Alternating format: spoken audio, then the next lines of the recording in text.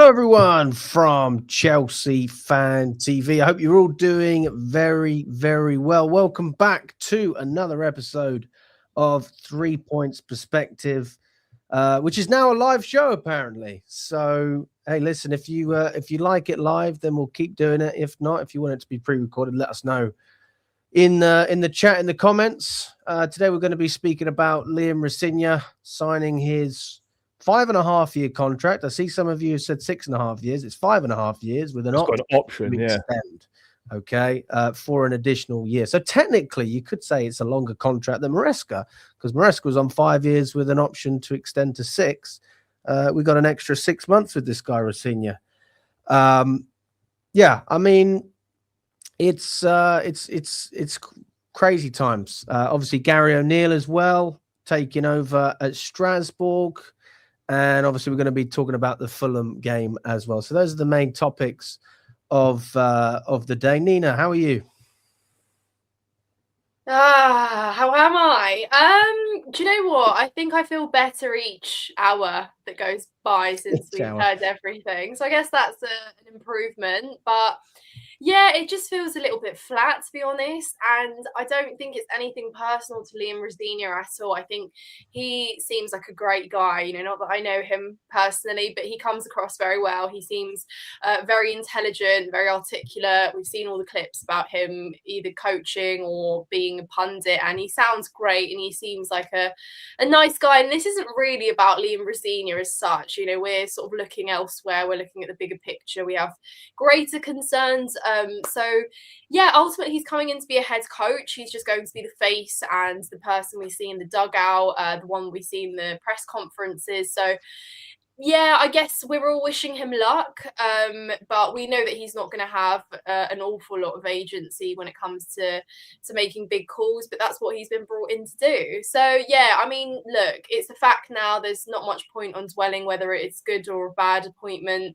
I think we all have our reservations and our concerns, but we're going to get behind him. It's what we do. New year, new manager, Chelsea. It just continues to be a roller coaster. So, yeah, but I do feel a little bit better now because I'm just sort of ready to focus on the football, start hopefully getting some results. But, yeah, we know that the problems are deeper than Liam Rosenior arriving.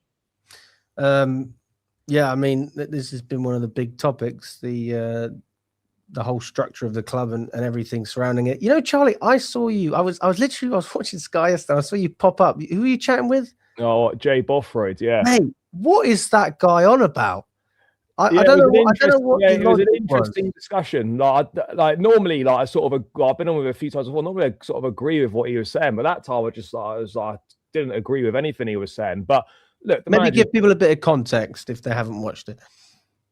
Oh, well, basically, we went on Sky yesterday talking about like Rosenior and whether it's a good appointment, what would be a success and what not. And he's kind of basically saying, you know, it's a good appointment for Chelsea for, I can't remember, for XYZ reasons. And, you know, and talks about, you know, developing young coaches and that. And look, I understood what he was trying to say. I just didn't really agree with any of it. So yeah, no, it was good fun. But yeah, I told him I'd personally apologize to him if Rosenior does well. So we'll see what happens. But now he's in now, and all we can do now is focus on the matters on the pitch. And he knows he's not stupid. He's intelligent. He's articulate, as Nina said. He comes across very well. He speaks well. That's fine. But none of that matters if you aren't getting the results on the pitch. You have to get the results on the pitch. And now the full focus is on what are you going to do to improve this team? What are you going to do to get this team in the Champions League? How are you going to get this team playing like better football? How are you going to get this team winning more games? How are you going to get this team beating smaller sides? Can you keep this team beating the big sides like we were under Maresca? Like he's got a lot of questions to answer, and he's got to get to work straight away, and he's got to hit the ground running. There's a lot of people that aren't convinced by this appointment. The fan base is not exactly, I don't want to say they're not welcoming him with open arms, but it's a pretty flat sort of reception to his appointment. And the only way he's going to win people over is by getting results. So he's got to get straight to work and hope that he can sort something out. You know what I found, because I watched the press conference, I watched all of it, and obviously I see the quotes when they get put on Twitter as well. But one of the most interesting things about that press conference, the one where he's basically saying goodbye to Strasbourg, flew all the way back just to say goodbye. And I respect that, and I know he meant it in good faith. But if I was a Strasbourg fan, I'd be really pissed off with some of the stuff that he said, because when asked about whether Chelsea have been respectful to Strasbourg because they're just pinching the manager, he basically responded and said, like, everyone in Strasbourg should be really proud and happy because their manager is now going to be managing the Club World Cup champions. And it's like, the way I'm looking at it is, if it was Real Madrid or Barcelona or Bayern Munich, let's just look at Burnley and Vincent Kompany in that situation with Bayern. There's no affiliation between the clubs. They don't have a connection. I doubt they've done much business before, if any. And so when you look at what Bayern are doing right now, in hindsight, it looks like a really good appointment. And it was a massive risk at the time. And they were getting a lot of criticism, the sporting directors at Bayern. And we did the same thing with Maresca. This is the crazy thing. To be fair, though, Kompany was about 10th choice at Bayern. They were getting rejected left, right, and centre by managers. But the point I guess the point sort of does still stand in that regard. But yeah, Kompany was a long way down their shortlist. But he's under the Blue Co umbrella, and this is what I found a little bit. I was like, I don't know if you're reading the room really, Liam. I mean, it doesn't matter too much because you're not even in the country yet. So maybe I'll let you at least land in the airport before we start criticizing what you say. But yeah, you're working under the umbrella, man. Like, you have to see that. You must understand that. And I'm not doubting that he did a good job at Strasbourg. I'm not one of these people who's like, oh, he's done a terrible job at Strasbourg. They're only 7th. It's like, well, where were they before they were 7th? They weren't playing in Europe. They weren't doing, a lot of the things that they are now, and they weren't top of the Conference League. I'll give him credit. I'll give him that. But this is a guy that managed Hull, Derby, got praise from Wayne Rooney, arguably one of the worst managers in modern times. If we're looking at the job he did at Plymouth, etc., more famous for going down the pub and doing karaoke for actually winning football matches. That's not really something that I'm going to listen to, is it? So I want to see what he can do at Chelsea. And apparently the minimum expectation is top 4. Has to be. I heard earlier on, I don't know if this is true. I still don't know. I don't know if the guy's ever won 3 matches in a row as a coach. Please, let me know if that is the case. I just see that everyone's sending it to me, so I'm thinking everyone's saying it. There must be some truth to it, but I'm not 100% sure. So yeah, I mean, that's where I stand on it. I think the guy's a good coach at Strasbourg, but there's levels to this game. Ultimately, it's just it's just such a strange situation. Yeah, I mean, mate, he's walking into a massive month. We've got 8 games left this month. We've got semi-final next week. FA Cup starts at the weekend. We've got Champions League against Paphos and Napoli, the end of that campaign. We've got, mate, there's all sorts going on this month. It's not like he's walking into an easy start. He's walking in and he's got no choice but to hit the ground running. He's got to get some wins on the board as quickly as possible. It'll be interesting to see whether we get, that talked about new manager bounce or whatnot. I don't think he's going to change that much personally, because Chelsea have got a way, the ownership have got a way that they want to play, and they appoint managers who play in that style.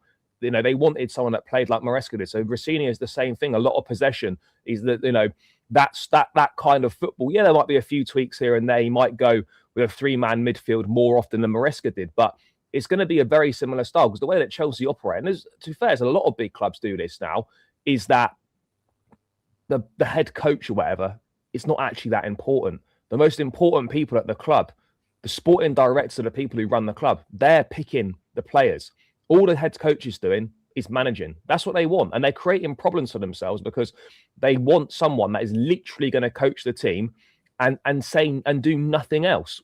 The traditional manager as such, that's pretty much gone in modern football now. There's a few clubs who've got a manager. It used to be obviously with Sir Alex. I'm sure Mourinho falls into that manager bracket. Luis Enrique at PSG. But there's very few actual managers now. Most people are now just head coaches, and the sporting directors, got basically all the power. I mean, Nina, I've got people saying, talking about Maresca and how people like myself were doubtful about him when he first came in. I mean, just compared to when Maresca was appointed, how do you feel now that's different, or is it basically the same? It is kind of the same, actually. I said this when it first emerged because I was apprehensive about Maresca as well. I think each time we've appointed a coach, because they're not a manager, they've been coaches, their experience has been on a similar level, as in like quite slim credentials in terms of how many clubs they've managed. I think the ones previous to Rosenior at least had Premier League experience in some capacity. Graham Potter did, obviously Pochettino did, Maresca had won the championship. So it kind of feels like each time that CV is a little bit smaller in terms of what they have achieved. Obviously no major honours won across those coaches either. Excuse me, I'm getting ill. That's all right, Nina, don't worry about it. I'm literally dying. You need a glass of water. Did you bring one? No, I've got. Oh, you did. Oh, you got something. Fair enough. Yeah. No. So, anyways, excuse me. Yeah. So I feel like in terms of kind of that apprehensive feeling, it's still there. Like when it was with Enzo Maresca, because we were kind of like, okay, what's next? And we weren't overly enthusiastic about Maresca arriving, but you sort of thought might as well get behind him now. And I guess that's the same feeling. But my worry is it's so difficult now to form that affinity with the coaches, right? You know, since Thomas Tuchel, I can't say that I felt particularly drawn. Obviously, Frank Lampard's out that equation because we have a different affinity with him.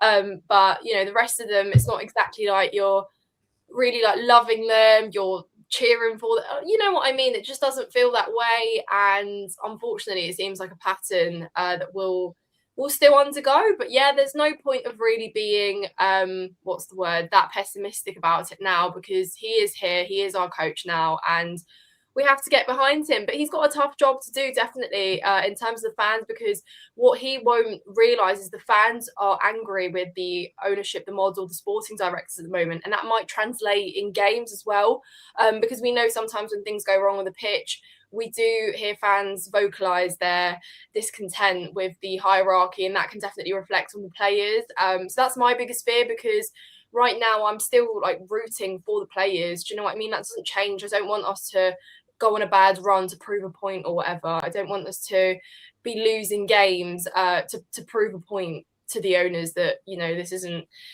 right. So I think now we actually need to get behind the team, probably more so than ever, because you saw how they celebrated that equaliser at Man City. They need a lift so bad, and these players are hungry for it. And I look at players like Reece James, who deserve it more than anything. He's our captain. If he's like trying to motivate the team in the dressing room, then I think we need to do our part as fans when we go to the games. I know there's a different stance on that from many people who are saying don't go to the games in the first place. But I think at the moment, the season is still there to be salvaged. We still want Champions League football, right? I still want us to do well in one of the domestic cups and perhaps get to a final and hopefully win one. Maybe that's absurd to think right now, but still very much possible. So there is still a lot more to do here. You know, it's very different when a manager or a coach rather arrives mid-season and when he arrives at the end of the season and has pre-season. Rosenior doesn't have a pre-season. He doesn't have that time. It's pretty much get straight to work on Saturday. So yeah, we just have to get behind him, really. That's the reality. I'm seeing a lot of things still circulating around, and to be fair, we spoke about it in Manchester, didn't we, Charlie? I was like, "What has this changed? This result?" And you were like, "Not really much," you know. So the whole feeling around the club and everything surrounding the ownership and the sporting directors and the appointments of managers and the type of players we're bringing in, that hasn't changed at all. No, it hasn't. You know, you always support the team and the players. This is not really, obviously the players are the ones on the pitch, and if they don't start getting their results, then obviously there's going to be criticism there because they're the ones that are playing. But yeah, I think in these difficult times, you've had the manager walk out mid-season. You know, everybody should want Rosenior. Every Chelsea fan should want Rosenior to do well because it means that Chelsea do well, and that's what we all want. We all want the team to do well. To a certain extent, I don't care who's in the dugout. I just want the team to do well. If it happens to be Rosenior, fantastic. If it's someone else in 12 months' time or whatever, great. We just need the team to be doing well. And, you know, there's a different, you can still want the ownership out. You can still dislike the ownership. You can still hate everything about the ownership. but you can still support the team and get behind the manager. Supporting the team doesn't mean you're supporting the ownership. You know, that I think people are thinking that if you're supporting the team or you're backing this manager, it means you're backing the ownership. No, the two things can coincide with them, coexist. You know, you can hate the ownership and want them out, but also get behind the manager and support the team. So, look, I'm not going to tell anyone how to support the club because they support in their own way. But if you're wanting this manager to fail to prove a point, then you're not really a Chelsea fan, are you? Because every fan should want the team to do well, regardless of who's in charge. The counter argument to that is that if Chelsea do badly, and I won't say any names, but there's someone who came up to me who's been going to Chelsea for like 40, 50 years, I think. And he said, listen, Alex, the best thing for us would be if we get relegated and then they're forced to sell because they don't see any value in the club. And that's the only way we can force these people out. And that's how some people feel about it. That is dark. I'm sorry, that is so I'd dark. never feel that way. I'd never feel that way. I think that's ridiculous, but you know, it is what it is. People can you know, think what they want to think, but I would never actively want the team to do badly. Like look, if we were to win the Champions League, I don't care if it's under this ownership. Like, just win me the trophies. I don't care. You know, yes, you want these lot to change, but you're fighting a bit of a losing battle if you're thinking you're going to force the ownership out. You've got to force change. You know, we know realistically they're not going anywhere, but you've got to try and force change, keep the pressure on, keep your voice heard and whatnot. But yeah, you know, everyone should want Rosenior to do well. And he knows that he's got a massive task on his hands. He knows he needs to win the fans over. He knows he probably needs to win the players over as well. And this is going to be a really difficult job for him, like really difficult. Yeah, I mean, he's coming into it with a lot of enthusiasm. I will say this, although Graham Potter has clearly got a better CV than Rosenior, I feel more inspired by Rosenior than I did with Potter. I mean, if that means anything. But enthusiasm doesn't win you football matches. And No. when I see I've seen the video when people are laughing, they're going, this guy's a PE teacher. I mean, there's got to be more to the team talks than that. But when you look at it, it does make you laugh because basically any coach can do what we saw in that video, which is, come on, lads, you know, go and score a goal. We can do this. And I think that if you're doing that with the likes of Cole Palmer and other players in your team, they're probably going to look at you and literally go like, what are we doing here, man? Like, I'm not extending my contract or I'm looking to leave. And this is the thing now, you've got to try and inspire not only the young players coming through. I mean, they've got enough to work for anyway. I don't see why they wouldn't work hard if they want to get in the team. But the players that are already established, I've heard this a few times. It's so true. You've got to keep them engaged. If they don't feel like you're striving for something which is going to challenge them, because you already know that Reece James will perform. You already know Palmer can perform. You already know Cucurella, Caicedo. We know these guys are good enough. They could play for any Champions League team and they could play for pretty much any team in world football. But it's not about just playing for any team. First of all, you want to play at a club where you feel comfortable. I think they all feel that way, which is great. But then it's about pushing for more and striving for some success. What do you look back on? You look back on, yeah, this is what killed me as well, actually. Liam Rosner, they said, what is your best memory at Strasbourg? Do you know what his answer was? The second half against Lyon. The fans were amazing. The second half against Lyon. And I met some beautiful people along the way. What do you think Mourinho or Tuchel would have said? He would have said Porto. He would have said winning the Premier League 2 years on the trot. Like, these are the type of memories that you have at Chelsea Football Club. And it's not being entitled, but it's like, it's what we're used to. It's the reality. It's what we're used to. It's like if you go from living in Spain to the UK, you're probably going to have a bit of a shock to the system when it's raining all the time. But that's how life is. But if you live in Spain, then you adapt to the fact that the weather's always good and, you know, generally people are just a bit happier. At Chelsea, we win. At Strasbourg, you have good second halves and you meet nice people. It's a little bit different. So I'm very much that was something that did concern me. But at the same time, like, what's he supposed to say? Because he hasn't won anything. Being top of the Conference League table. You know, the crazy thing as well, Nina, though, is, and this is where I think that Strasbourg was sabotaged even more, was the fact that they had an opportunity to win that Conference League. Yeah. And I genuinely believe they could have done it. I'm not saying I was confident, but they were top of the group stages. That's got to count for something, right? So you've sabotaged their season. You've sabotaged our season. Both clubs lose stability and trust in terms of the ownership. I don't know if Mark Keller has resigned yet. I don't think he has. But now you've got the Strasbourg fans calling for him to leave. Apparently, there was a small section of them that were asking him to step down before anyway. And it was unpopular. And now it's like, yeah, totally agree. Everyone thinks the same thing. This guy's buried our club.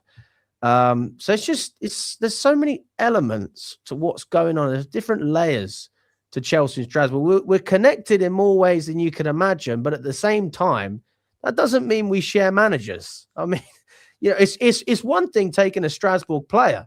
It's another thing taking their manager, and that's where there's got to be some concern there. But we'll see what happens. I mean, I don't know if you guys have seen what the Chelsea Supporters Trusts have said. Have you seen the survey, guys? Yeah, basically 80, or I can't remember the exact percentage, but there's at least 80-90% of people don't believe that fan. I mean, I don't know how many fans filled the survey out. I imagine it was a fair few. It was over 4,000 responses.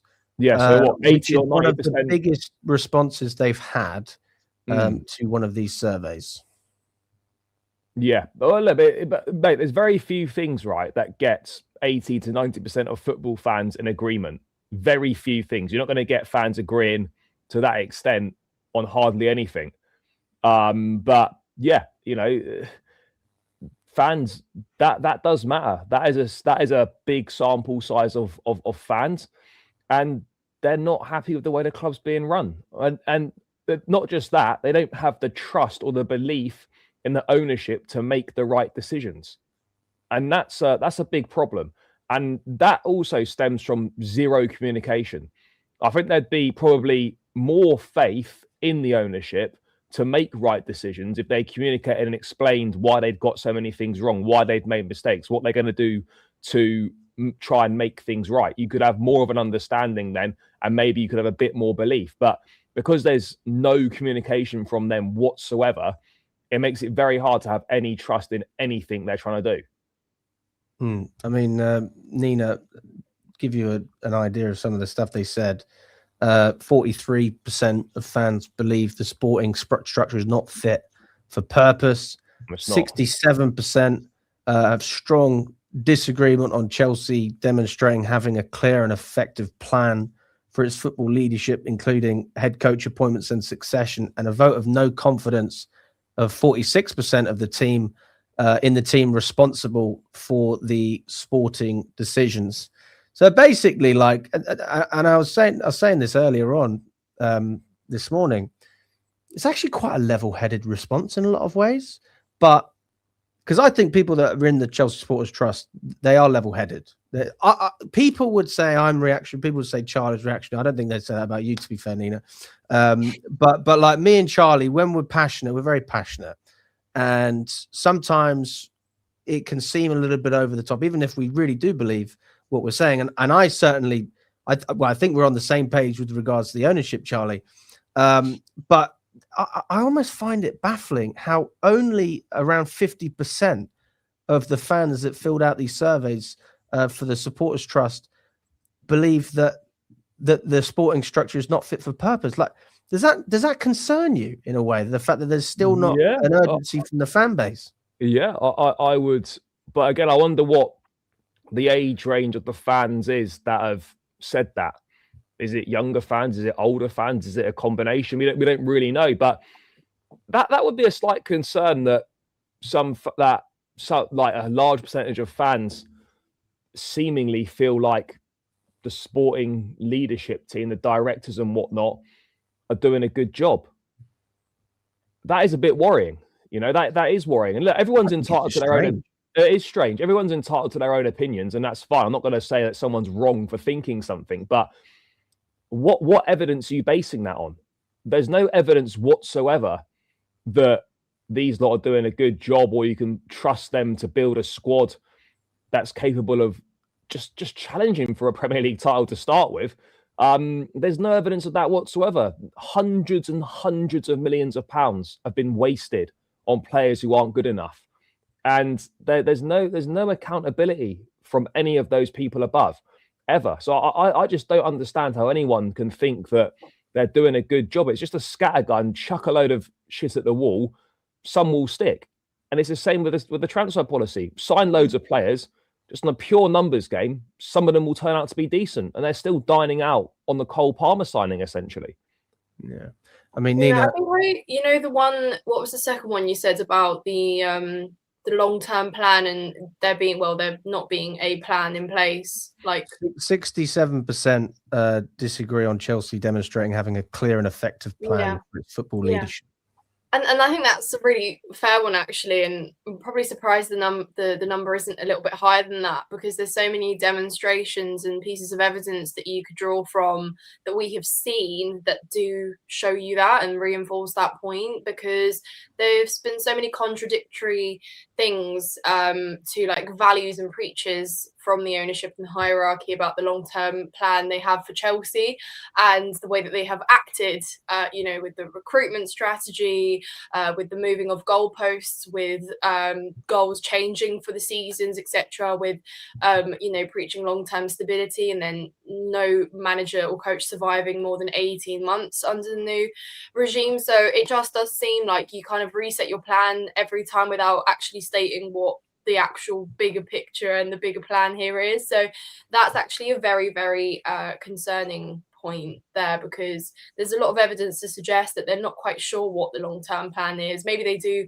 financially, but not in terms of the kind of on-pitch success and what that might look like. We sort of hear we want to be in the Champions League. We want to be in the Champions League quite frequently. But like, what's the long-term picture here, right? We're us fans. If you ask us, we want to win a Premier League title, right? But it's not like kind of set out like Chelsea will be a team that competes and wins a Premier League trophy in the next, 4 or 5 years or whatever. And it's like, it's really, really difficult because you reset the plan every single time. And us as fans, if we're not quite sure what's happening, and there's lots of evidence to suggest that you're sort of just learning on the job, what's the ambition here? Do we want to win silverware? Do we want to win anything? Obviously we do, because, we don't believe they don't want to win, because then that goes against their whole financial ambitions, because to win, you have to, to make money, you have to win. These players, their market values, as we know, will be boosted if they are winning Champions Leagues and they're winning XYZ. So it's a big factor, but I don't know, us as fans, of course we want our club to be in a good financial position, but that's not our drive. That's not why we're fans. We pay money to go and support our club because we want to see them do well. We want to watch them win trophies. We have strong affinities. We all have different stories to why we are Chelsea fans. So our values and our goals for the club are very, very different, and it's all about alignment as well. And that whole number comes from, we don't feel as fans that our ambitions are aligned with the new regime's values, essentially, and that's where the big sort of, I guess, disagreement comes from. Yeah, I'll tell you one. I'll go a step further when you say the ambition. It's I don't even think it's just about the here and now, because there's only been one protest before, right? And I think if it was all about the here and now, we would have had a protest 3 years ago. I think that people were constantly told it was going to be after 4 or 5 transfer windows, whatever it was. And then that time passes and you're like, well, what do we have to show for it? And the truth is that up to this exact point in time, we have progressed. That's the truth. All right. We went from 12th to 6th to 4th. 2 trophies, and now we're still in all competitions. Impossible to judge exactly, but we're in and amongst the top 4. We could win a domestic cup, like who knows? But the issue is, like, there's no urgency, and we're looking at what we can do in January. And last year we made ourselves worse. we're looking at what we could do in the summer with a centre back, and we neglect that. As with other positions as well, where you're saying, well, maybe you could get Garnacho or Gittins, but you bought both. How does that make sense if you then don't have the centre back that we've been asking for, or the goalkeeper at the time? And that's where I think there's a big problem now, is that we've gone from thinking, okay, right, we're not going to win now, we're going to win in a few years, and now it's been a few years, and we don't really feel much more confident than we did, a year ago in terms of winning a league title. It just seems like it's basically impossible at this moment in time, which is crazy to say, but we just don't have the armory. We don't have the players, and we've been signing mid-table quality. But they can say all they want about, wanting to win and wanting to build a squad for the future and X, Y, Z, right? But ultimately, their actions don't match up with their words. How can you have spent the money that we've spent and have a squad that is still only capable of finishing 4th or 5th? Have a squad that still lacks, it's not even a complete squad, have a squad that isn't good enough to challenge for the Premier League title. That's unacceptable. Like, that itself there is a failure of this project. You cannot be nearly 4 years deep, spend X billion, whatever it is, and not even have a squad capable of challenging for the Premier League. All the time, it's constantly like, oh, yeah, we need 3 or 4 more players every window. Oh, we're talking about a long-term plan. We want this to be sustainable. We don't want to win and then go back down. We want to win and we want to sustain that. I get that, but, you need to put the tools in place to actually do that. What are we doing at the moment? We're just signing so many players. Then we develop players for a couple of years, 2.5, 3 years or whatever. And then we sell them. And then we go and repeat the process again by signing players who are so raw. We develop them again and then we sell them again. Like, none of this is adding up. None of that player trading model is conducive to building any long-term success. You build some relationships on the pitch and then you tear those apart. You sign more unproven players and you've got to try and build new relationships. And then when those relationships are built, inevitably, those players are then sold again. Nothing they're doing is matching up with any of their words. We're selling players, and yes, we've not sold any top players yet. And I accept that. But, we're selling players. Jackson went, Madueke went, right? Would have been very useful squad players for us this season. The issue wasn't them going, is that we're replacing players who have contributed to this football club with ones who are nowhere near the level currently. We made the squad worse over the summer. The directors and the recruitment team, they've not done a good job. They haven't done a good job. Yeah, well, you're not wrong there. But in Egbali's eyes, they have, and that's the thing, isn't it? It's about what he wants, and then you're looking at matching the ambition, right? She wants to get married. You don't want to get married. It's not going to work. It's not going to work. Just end it now. All right. Stop chasing dreams that aren't realistic. I'm not encouraging anyone to break up with their spouse, by the way. That's up to you. No relationship advice on here. But no, you're right, Charlie. You're absolutely right. And I'm looking at everything that's going on. The fact that the Supporters Trust have even released this survey shows that that there's obviously concern. They're fully aware of it, but they wanted to have a clear indication of how the fans felt. How 50% of you think this is acceptable is baffling to me. It's absolutely baffling. It's to give you a football reference. It's like when you've got a player on the pitch and you're constantly making runs, and the guy, he's not got a pair of eyes. He can't see you. Every time you make the run, he misses you. And I just feel like there's nothing wrong with having a little bit of optimism. I'm optimistic. All right. I've been optimistic. I've got videos from losing the Carabao Cup final with Sarri, and I said I was proud of the team. I said I was happy. I defended a lot of these guys. I've been through Poch.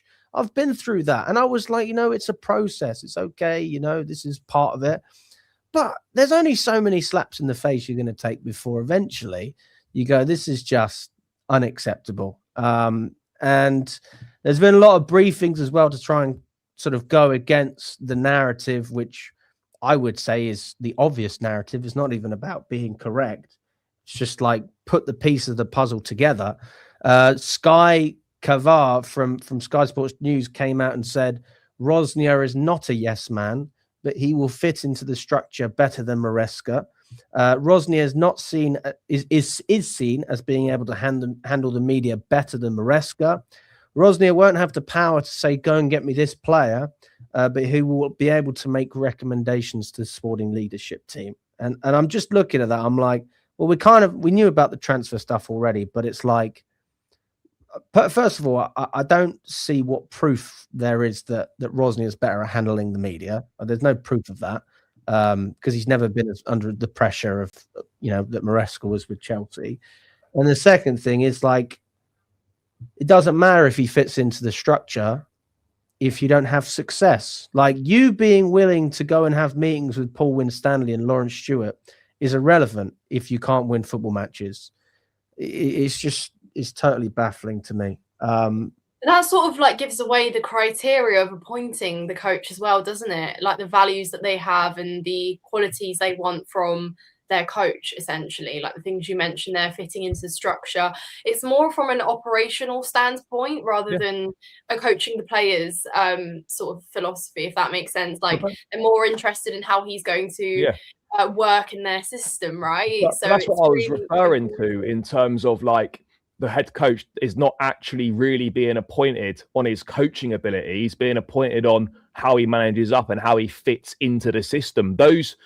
And that's the big problem, right? Is that a coach should be appointed on their coaching ability, on how they improve teams, on what they do as a coach.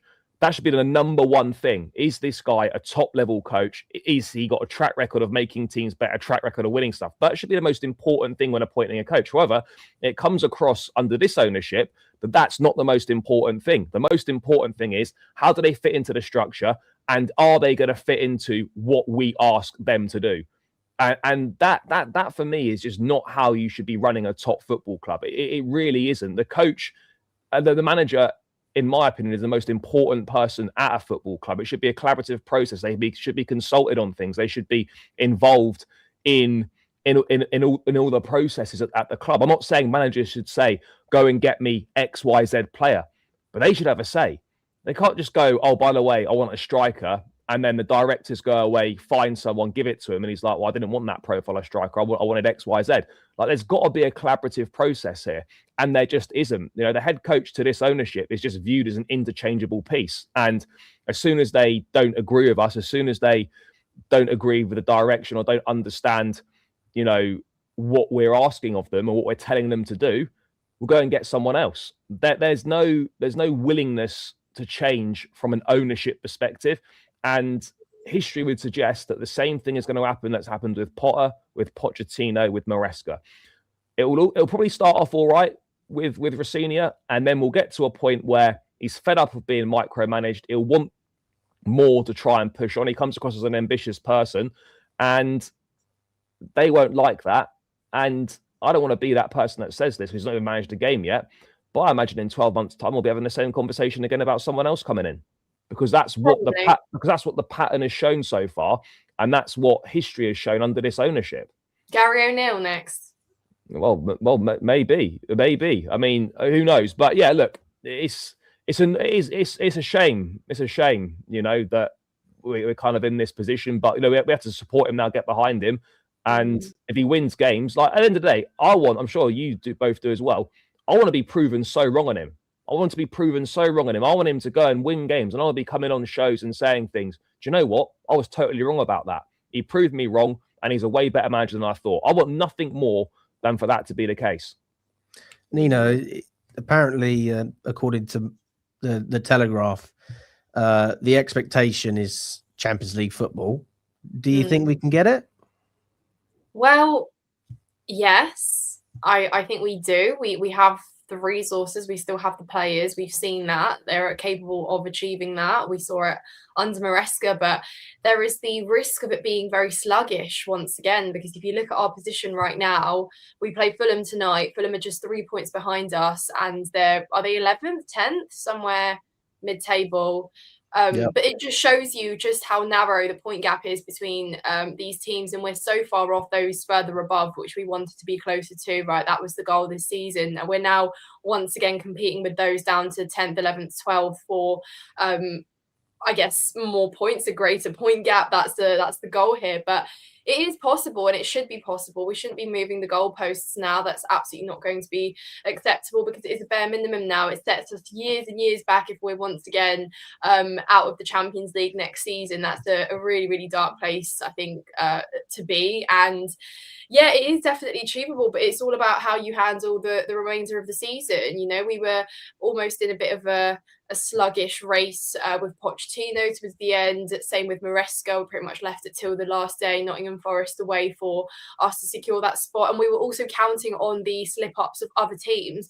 I don't want that to be the case again this year, where we're looking at other teams and relying on their downfall and their negative results for us to do better and hopefully win as many points as we can. But like Charlie mentioned at the start, we've got a difficult fixture list, a very congested fixture list as well, and we're going to be juggling different competitions. But again, we already had that season where we were at the Champions League and we could focus on just a game a week, or you know, less fixtures. I suppose we've already been there. I don't want us to go there again, because we're supposed to be in a better position now where we supposedly have enough depth. Depth is still a big question, right? Because we're all a little bit stuck. You saw our bench in the last 2-3 Premier League games is a little bit concerning. Obviously, there were factors like suspensions, short-term injuries, etc. But ultimately, we should be in a good enough position right now where it should be straightforward to get Champions League and focus on another competition. But we're just at that point where things have unravelled way too quickly in December, and we feel like we're in a bit of a poor position. But I think, yeah, it is still achievable. We just really have to get our heads down, pull our socks up, and work for it. But results from here on will be really, really important. And I guess Rosenior's got a tough job of maybe installing a little bit of mentality. I guess if you want to look for a positive, he sounds like he's quite good at talking to players, and maybe that they'll have they'll earn a little bit more respect from him. But you just have to look at the players as well and think how difficult it is for them to just constantly try and adapt to a new manager's style and tactics and the way that they operate, their training style. It's almost like for us as fans, it's like we have to get used to the change, but they're the ones who will be working directly under him. You know, they're the ones who will be coached by him. So for them, it's also a big transition once again. So it's a worry, because you don't really want to be undergoing this much change mid-season, but it's our reality now. But we absolutely have to pick up, and the fixtures we have coming up, they are a little bit concerning. Like we said, it's actually mad. We're saying hopefully we can win against lower level opposition with Rosenior, because that's something that we couldn't really do under Maresca. So I guess that's a priority there for him. But it is doable. I think it is doable. It's going to be difficult, but it is doable, and it should be, really.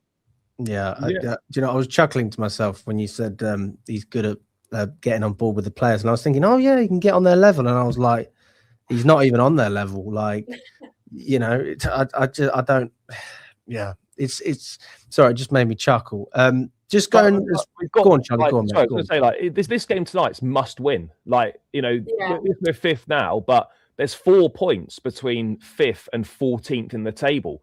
Like, you don't win a couple of games and results go against you, we could find ourselves in the bottom half.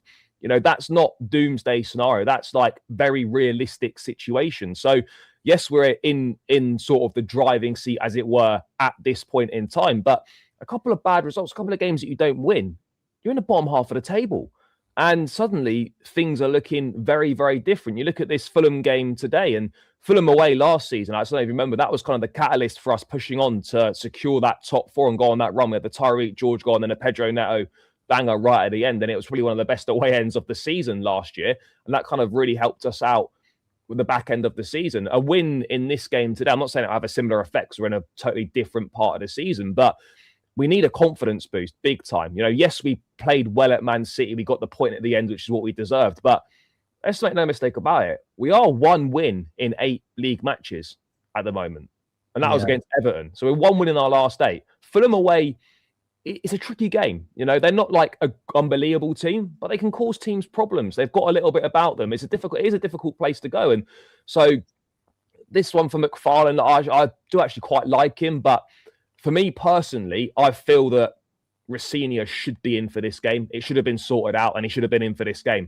I think it was Rosenior's decision. Not it could well have been. But Man City was a free hit. He's going to be there watching, though, isn't he? Yeah, he'll be there watching. But Man City, as it were, was a free hit, essentially. There was no expectation on that game. It was kind of a free hit with McFarlane in charge. This is a must-win game. I feel this should have all been wrapped up, and he should have been on the touchline for this game, because this is actually an important game, and this is actually a game that we have to win. But he's going to be watching from the stands. He didn't want to take it with no training. I think I played to that though, because he literally has had such a big day yesterday, in between going back and forth to speak out in press conferences and deal with all the sort of the backstage stuff. So I think it's a lot to just jump in straight away in the next day and try and set up the team and work with players. I think it's actually quite a sensible choice to watch from the stands and then just get straight back in, have some time to reset before Charlton. So I actually think it's not so bad. I mean, big up to Brian. He says the clean sheet in the bin parlays all day. Up the fucking Chelsea. Do we think we'll get a clean sheet? No. Straight no. That was probably not. No. And if Sanchez and Fofana are back, it's a better chance. But I don't think we keep a clean sheet. I don't know. I don't know what to expect. That's tough then, because you have to outscore them. Is Fofana back? Is Cucurella back? I think I think they're meant to be. I'm not sure if it's been fully confirmed, but they trained yesterday, so I guess we'll find out in a few hours. But Caicedo only had yellow cards, so he's back as well, right? Back, Caicedo was 1 match ban, yeah. Okay, so I mean, if those 3 are back, that gives, and Sanchez should be back. All right. If those 4 are all back, then that obviously puts us in a much stronger position. Yeah, I mean, with Jorgensen, I say no clean sheet, and I say without Cucurella and Fofana. And to be fair, I think we need all of them. So if you've got all 4 of them, then I'd say there's a chance. But I wouldn't recommend betting on it. No, certainly not. Especially when you look at the late goal they had against Liverpool, they can score from different positions as well. Like Fulham love a late goal. Harry Wilson, let's not forget him. That boy's been scoring a lot of goals this season. Harry Wilson's doing well at the moment. Obviously, I mean, Harrison Reed's never going to score a goal like that again in his career. That one that he slapped in the top bins, and never again will he score one like that. But they have got players that can cause problems. It would be interesting to see if Callum goes with what we finished with in that second half. That team looked a lot better balanced with an extra man in midfield. I think Delap could start tonight. I don't want to see Joao Pedro. I'm not going to lie to you guys. Could start Delap tonight. Thank you, please, guys. I'm not saying that Delap's the best player in world football, but he gives. For me, he's just got more about him than Joao Pedro. I said it when I was in the away end at Man City. I loved it when he pushed that. I don't know who he pushed. I loved it. His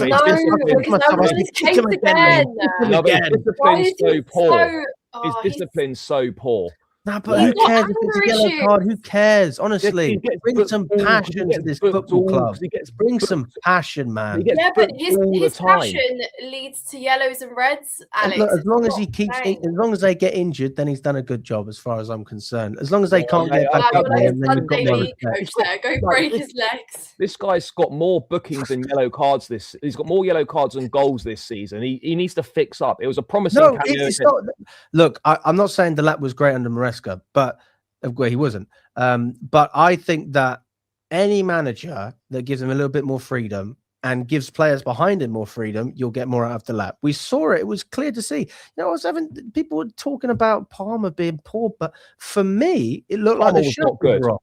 It looked like the shackles were off, Charlie. There was no shackles off. Not in my opinion. There was shackles off because he was playing with more freedom. He was. I disagree with that completely. I don't think carrying the ball. He wasn't passing it straight away. He was trying to orchestrate things. And I'm telling you, if you keep giving him that license, you will get more out of Palmer. I've been a defender of Maresca, but I've never said that Maresca's improved Palmer. Categorically, he made Palmer worse. I mean, he made Gusto worse, if you want to have that argument. And I think that Liam Delap was not suited to that style of football either. So if you're asking for 3 players that I think will improve just based on the fact that they have more freedom and we don't invert our fullbacks, I'm telling you Gusto, I'm telling you Palmer, and I'm saying Gallas as well. Like this idea that people think Rosenior is different to Maresca is barely different at all. He inserts fullbacks. He does weird shit with people in different positions. He had Kendry Paez playing wing back at Strasbourg. He has like the average position of the goalkeepers like right up near the fucking halfway line with Penders. Like I've seen that. Yeah, that's mad. Apparently he likes Jorgensen. I don't know if this is fake news, but I think So this idea that he's gonna be different to Maresca. Tactically, he's not going to be that different. I think tonight, for me, McFarlane should probably start the team which finished the game against City. I think that would be a wise idea to do. I mean, look, I'd be more than happy for Esteval to play on the left or Garnacho on the left instead of Neto. Neto's been horrendous recently. He's done well this season in terms of contributions, but he's been awful in the last few weeks. I don't think he should be starting. But I think the team that pretty much finished the game against City should start this game. They have Palmer out on the right-hand side, Enzo in the 10, Santos and Caicedo behind. And then you have Gallas leading the line. Garnacho maybe left or Esteval, whatever, and then you make the changes to the back line if those players are available. Let's. I'd like to see him do that. If he does that, then look, that gives us as good a chance of winning as any, really. But I think that team that showed that fight and played well in that second half should start in this game.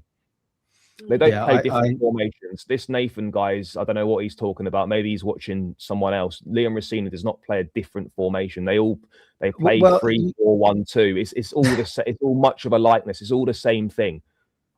I mean, I know where he's coming from because there was something that came up from Sky, believe it or not. The formation he's used the most is 3-4-2-1 23 times, and he's used 4-2-3-1 12 times, 4-4-2 7 times, 3-4-3 5 times, and then there's a bunch of different ones he's used a couple times. So back 5 against Charlton. I mean, it's not different. We're not going to. It's very, very similar. That's why he's been employed, because he plays a very similar style of football. Similar style, but doesn't mean you have to have the same formation, right? No, the principles. What I'm saying is the formation is not that different. It really isn't. It's not like he's coming in and he's going to, isn't it? Yeah, and it's not like he's coming in and it's. Well, do you think we play a midfield 3? I think we're maybe. I think we'll see more of it, certainly, because we know that he'll utilise Santos in a larger capacity as well. So we don't know that for certain. We're assuming that based on the fact that he coached him at Strasbourg. Look, I'd like to think he would use him more, but I guess that's just we're just presuming that because he played him at Strasbourg. Nathan says he's been watching it all season. Well, that's fine. I'm really not bothered if he's watched it all season or not. It doesn't make any difference to me. Hey, I don't know. We're not. One thing we're not going to do is play wing backs. We're not going to have Pedro Neto playing wing back and Esteval playing wing back. Oh, not Esteval, but Gusto and Neto. Oh my God, Esteval is wing back. Well, Esteval was playing bloody wing back in the first half against Man City. Like, he was so deep. He was playing wing back in that first half. I mean, I don't know. With the formations, I don't want to make any predictions. Like, I can only speak about what I'm seeing in terms of what's been put out there. Just one that we haven't actually spoken about. I know you've spoken about it, Charlie. Rambo says, "What do you guys think about these Felipe Luis links?" You don't think it's real? No, I think it's no. I don't agree with that at all. I just think they've basically made out that there was some sort of list to say that, as if they were looking for other candidates. It was going to be Rosenior all along. It was never going to be Felipe Luis. There was never anyone else on the list. There never was. You know, it's probably a classic PR look. We've looked at other guys and whatnot. And so, yeah, for me, there's no I don't think there's any truth in that at all, personally. Do you agree with that, Nina? I mean, I don't know. That's why I'm asking. Was he interviewed at all, or was that just... No, I highly doubt it. Well, Matt Law came out and said that he was interviewed, and then there's a response which was quite funny. It basically said, just because you called him up and asked how the weather was in Brazil doesn't count as an interview. And that's actually, honestly, I think that there's an element of that. Maybe they spoke to the guy, but what does the interview process look like? Yeah, how you doing, mate? You're right. Yeah, like answer yes to every face-to-face question that a Charlie or the directors ask you. Yes, yes, yes. Just say yes to everything they say, basically. Is it a Zoom call? I mean, is there any emails? Like, what are the questions here? I don't know. Like, but they didn't. Maybe the interview was, "Are you interested?" No. End of phone call. Like that could have been the. You got 5 minutes to talk. No. Yeah, but it's funny how that. It's funny how that comes out as soon as Rosenior is basically signed and done. Oh, by the way, we also interviewed this guy. If they genuinely interviewed him, that would have been said well before. And I just say, Liam Rosenior was envisioned to be here at Chelsea long ago. I don't know how long. I don't know how many months or years, but he was always going to come to Chelsea next. I feel that way. Yeah, because that's what they did. They picked him for Strasbourg with a view, like they do with a lot of players, with a view to at some point going to Chelsea. And obviously, it's probably come a year or 18 months before they were perhaps envisioning it. Yeah, I don't know. I mean, I personally think they did speak to him. I believe that. 100%. I just don't believe that there was a genuine interview. In fact, here's another theory. That was maybe one of the incentives of joining Strasbourg in the first place. Build some experience, play under us, see how we operate. You know what they did? They didn't specify who they interviewed him for. They could have interviewed him for fucking Strasbourg, and he was like, "Nah, I'm not about that." No, they could have done. Felipe Luis, they might have interviewed him for Strasbourg. Maybe. I mean, when I was out in America, the Brazilian fans are class. Like, you've got good weather out there. It's your home country. Your family presumably will be out there. I can imagine he's getting bonuses because he's winning trophies. I can't imagine he's on bad money. Like, he's still a millionaire, most likely getting paid millions a year. And I just don't see the benefit, really, of coming to Chelsea. No. Unless you're getting the Thomas Tuchel package, which they're never going to pay out again. You know, it doesn't add up to me. It doesn't make any sense. Big up to Brian as well. He says these owners are trash at football. They can sell. I mean, we spoke about Blueco. That's the umbrella, isn't it? So it's not that Chelsea can be sold. It's that Blueco that owns Chelsea was sold. It was set up that way for flexibility. I guess then the only question I would say is who wants to buy it, and how much is it worth to Clearlake and Bowley and Blueco as a whole. So if they value it at 7-8 billion, I don't think anyone's going to be paying up. But if there's a realistic price, maybe there's a conversation that could be had. Thanks, Brian. I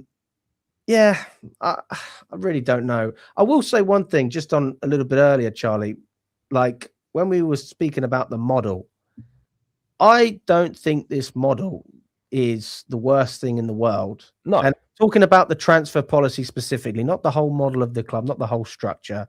Okay, you could still do this with one sporting director. You don't need 5. You know, if you're just gradually putting players in positions to grow, then in 5-6 years you will have a spine, and then you continue building off of that spine. But in the meantime, you put an Osimhen in there, you put an Elise in there, and we would have had moments where Garnacho's through on goal, the guy's bottling it, or João Pedro's refusing to shoot, or we're having a stinker at the back because we haven't got a competent centre back, and 3 players could have made a massive difference to us. And that's not asking for the world. No, you could probably do that with 150 million, and that's over the space of 4 years. That's the spine right there. But they don't want to do that, though. That's the thing, though, mate. And this is what we're saying. Like, fundamentally, the model is not that bad in terms of the transfer policy. It needs a few tweaks, right? And this is more than salvageable and more than repairable situation. But the thing is, they're so married to this model, and they're so deep in the belief that this will definitely work, that they're just tunnel vision and they're not prepared to listen to anything else. Like, we don't even do our project the best. PSG have done a project way better. They've signed, we constantly hear about, Chelsea, we signed the best players under the age of 25 from other leagues. No, we don't. Garnacho's not one of the best. Gittins is not one of the best. Delap's not one of the best. Look at what PSG did, right? They put in the best in-class sporting director, Luis Campos, and then they signed Desiree Doué, Pacho from Frankfurt, the centre-back who's class, Nuno Mendes, arguably best left-back in the world, João Neves, Vitinha, all these guys. And then they surrounded it with the experienced quality, the proven quality, your Hakimis, your Marquinhoses, your Fabian Ruiz, Ousmane Dembele, Kvaratskhelia. Like, that's how you build a proper team, blend of youth and experience. Yeah, but and yet, forgetting the most important, who's orchestrating and setting that team up. Yeah, and Luis Enrique setting that team up. But the thing is, though, like, this is why it's so annoying, because you could have gone and got, if you don't know anything about football like Egbali, you should have gone and got the best in class sporting director. Just did that, and they left. Vivel left. Vivel was shit, by the way. No, Vivel crap. Look, he's gone to United. Vivel was here for 6 months. Yeah, terrible, mate. He's gone to. He's not good. He's not good. How can you say he's not good? Because look at what he's done at United. Done absolutely nothing there. And oh, come on, he was proven. That's why they signed him. That's the whole point. That's like bringing in your. That's like bringing in Osman. He doesn't score because he's done a half decent. What he did before. They brought him in because he'd done a half decent job at Leipzig or Salzburg or whatever, and they wanted to have the Red Bull model, and he was like the Red Bull guy, and so that's why he came in. He lasted 6 months, and then he quit. Well, he was here 6 months. Whether he quit, whatever happened, he quit. 100%, he quit. He was gone. The point is that we didn't employ the best in class. Luis Campos should have been leading that project. We should have had one sporting director. And it's fine to sign some of these younger players. You have to surround them with some proven quality, and we just simply haven't done that. You know, you have got proven quality in Reece James, Cole Palmer, Caicedo, Cucurella, Enzo to a certain extent. But then the young players we've got aren't good enough. That's the thing. We've surrounded those players with Garnachos, with Gittins, with Delaps and whatnot. Not of the required quality. If you're going to have this rotation policy that's supposedly club enforced to a certain extent, that's only going to work if you're backing up the quality you've got in the starting 11 with quality off the bench. And we don't have that, which is why this is not working. I mean, yeah, I see a comment about Valentin Barker. I mean, I've seen him play for Strasbourg. He looks great, but it's like there's so many players that look good playing for certain teams. He plays in midfield as well, by the way. He was a left back and he got moved into midfield because he can't defend. Yeah, and it's all great in the French league, and nobody's saying he can't do well, but that it's just not what we're crying out for right now. That's not what we're crying out for.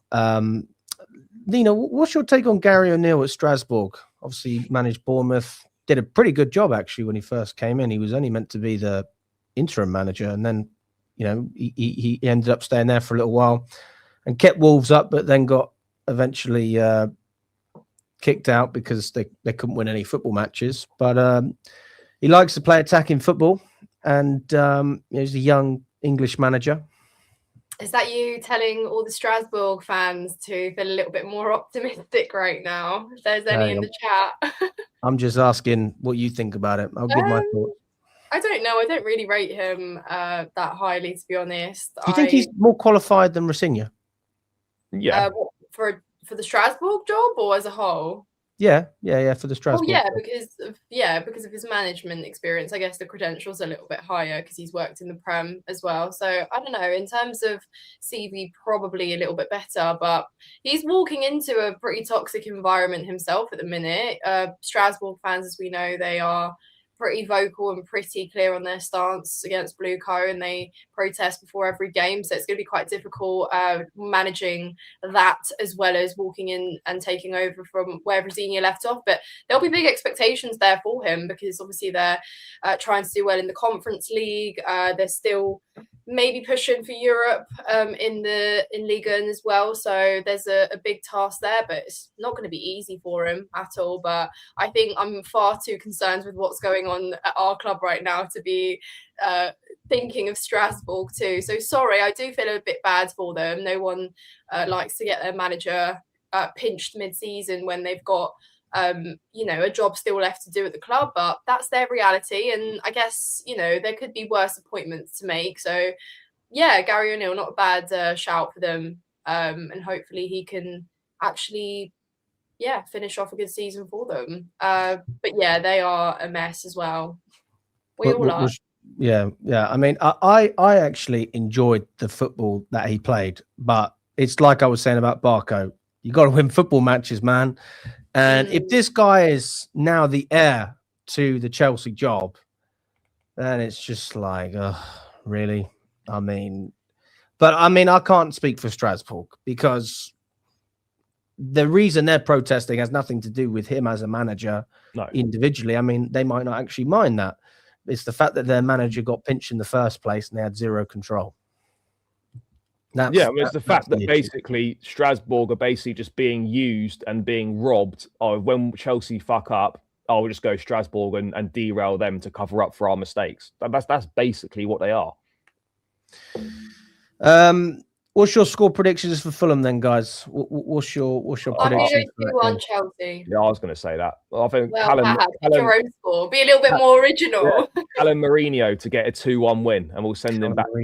Callum Mourinho with a 2-1 win. Callum Mourinho.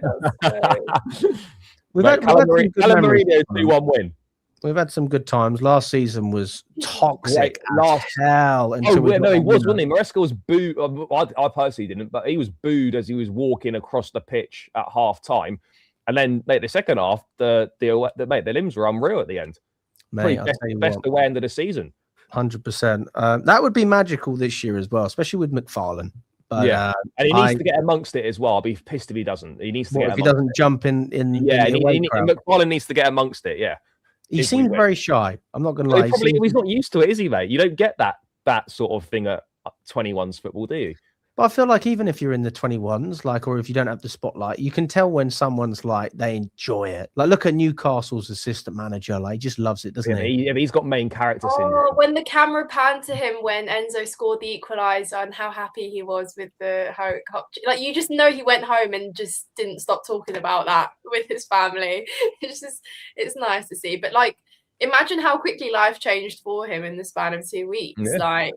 I didn't think he probably, I don't know if this is true or not, but someone said that he didn't even have a pass or access to the first team facilities. No, his pass didn't let him in because obviously the academy building are different buildings, so he had to get his pass upgraded to get in. There you go, guys. Sky's the limit. That's the overarching conclusion from that. No, listen, I think that he'll get a lot from this personally, but if we're looking at the club as a whole and everything surrounding that, it's a very, very we're in the deep end. I said this to you before, Nina, when we went to the podcast studio after the Southampton game, and we all sat down and we just knew there was a bit of tension in the air. We're like, oh man, we're here. And it's all well having a rant, because a rant is, you get it out of the way and it's done. And then there's things that stick. They never go away. And this is something that, that's why the protest is happening, isn't it? Because people want Blueco out. Are you guys going to the protest? No, we'll be there. We'll be there at 1 p.m. You'll be there. Yeah. I got the worst answer from father in Manchester. I don't know if you've seen it. I was like, "You're going to the protest?" And he went, "Yeah, I'm going to sit on the balcony and eat a Chinese while everyone's protesting." And I was just like, "Father, mate, that's not what this is about."